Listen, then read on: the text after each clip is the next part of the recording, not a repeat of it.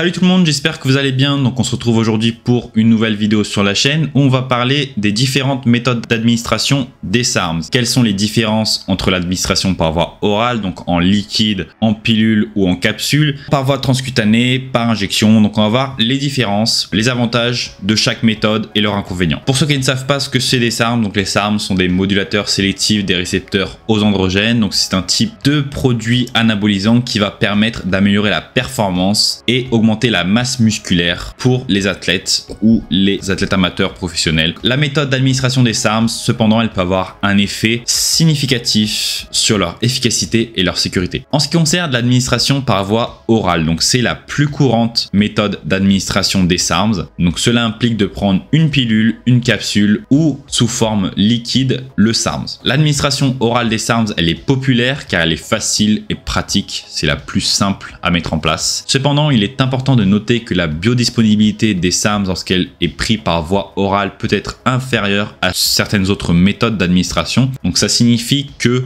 moins de médicaments va être absorbé par le corps, donc ça peut affecter son efficacité. Cependant, on a constaté dans les études que la biodisponibilité des SARMs par voie orale était supérieure à 90% pour tous les SARMs, donc ça ne devrait pas poser un problème à ce niveau-là. C'est surtout au niveau des effets secondaires que je pense que ça va avoir une différence, puisque si vous prenez le SARM par voie orale, il va avoir une métabolisation au niveau hépatique, donc cela peut entraîner des lésions au niveau hépatique. Donc c'est ça qui peut poser un problème quand on prend des SARMs par voie orale. C'est pas forcément parce que ça va diminuer leur efficacité, mais c'est plutôt au niveau des effets secondaires. L'administration par injection, donc c'est une autre méthode d'administration des SARMs qui existe. Donc cela implique d'injecter directement le SARM dans le muscle. L'administration par injection des SARMs, elle est plus efficace que l'administration par voie orale, car voilà, le produit va être absorbé plus rapidement et à un rythme plus élevé et avoir un effet différent. Donc cependant, cette méthode peut être douloureuse et comporte un risque plus élevé d'infection ou de blessure à la suite de l'injection. Et puis ça va également vous demander d'injecter le produit souvent, puisque les SARMs ont une demi-vie qui est assez courte, donc qui est de l'ordre de 24 heures en moyenne pour la plupart des SARMs. Et lorsque l'on parle de stéroïdes anabolisants, par exemple la testostérone, Enantat a une demi-vie de 8 jours, donc ce qui fait que l'injection est moins régulière que là. Si vous devez prendre des SARMs par voie injectable, vous devez vous injecter tous les jours, donc ça peut être contraignant à ce niveau-là. L'effet positif de l'injection, c'est que ça va éviter une métabolisation au niveau hépatique, peut-être, ça on ne le sait pas, ça n'a pas vraiment été étudié, mais d'après les rapports anecdotiques que j'ai vus sur les SARMs par voie injectable, ils sont beaucoup plus puissants que par voie orale et ils peuvent entraîner beaucoup plus d'effets secondaires. Donc voilà, si vous souhaitez prendre des SARMs par voie injectable, est-ce que ça vaut vraiment le coup? Je sais pas. Ensuite, il y a l'administration transcutanée, donc transdermique. En fait, cette méthode d'administration, elle n'est pas vraiment connue ou pas vraiment répandue au niveau des SARMs. Moi, je l'ai utilisé avec le YK11. J'ai juste une expérience avec le YK11. Donc, l'administration transdermique, en fait, consiste à appliquer une crème ou un gel contenant des SARMs, voilà, sur la peau, directement sur la peau. Donc, l'administration, ça peut être une méthode qui est pratique et qui est indolore, contrairement à l'injection. Cependant, l'administration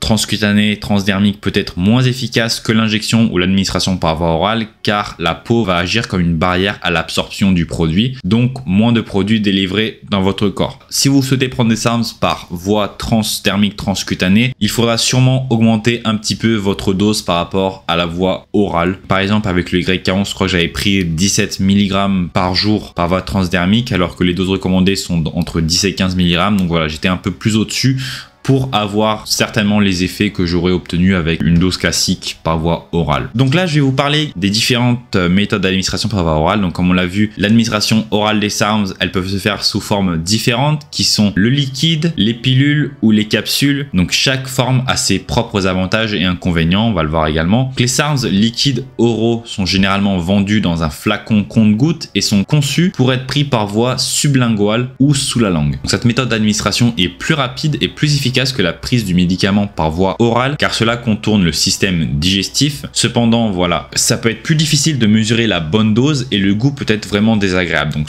pour ceux qui ont déjà testé des SARMs par voie orale en liquide, le savent très bien que le goût est vraiment horrible. Et l'administration sublinguale, on n'a pas vraiment de données scientifiques qui montreraient que l'administration sublinguale des SARMs serait supérieure à la voie orale. Et toutes les études qui ont été faites sur les SARMs sont par voie orale, donc on ne sait pas, voilà, si l'administration l'administration sublinguale peut avoir des effets plus importants par rapport à l'administration par voie orale. Personnellement, si vous avez du liquide, je vous conseillerais peut-être d'essayer cette méthode et voir si vous constatez des différences. Moi personnellement, je n'ai pas constaté de différence en prenant le liquide directement, en l'avalant ou en le plaçant un peu plus longtemps sous ma langue, mais voilà. Donc on n'a pas vraiment de recul à ce niveau-là encore, donc on pourrait pas dire si ça a plus d'avantages que par voie orale. Les pilules, voilà, et les capsules donc sont la forme la plus courante des SARMs qui sont vendus sur le marché également. Ils sont faciles à prendre et peuvent être dosés avec précision. Donc voilà, vous avez une capsule avec le nombre de milligrammes correspondant ou un cachet que vous pouvez couper en 2 ou en 4. Cependant, l'efficacité du médicament peut être réduite par rapport à l'administration sublinguale puisque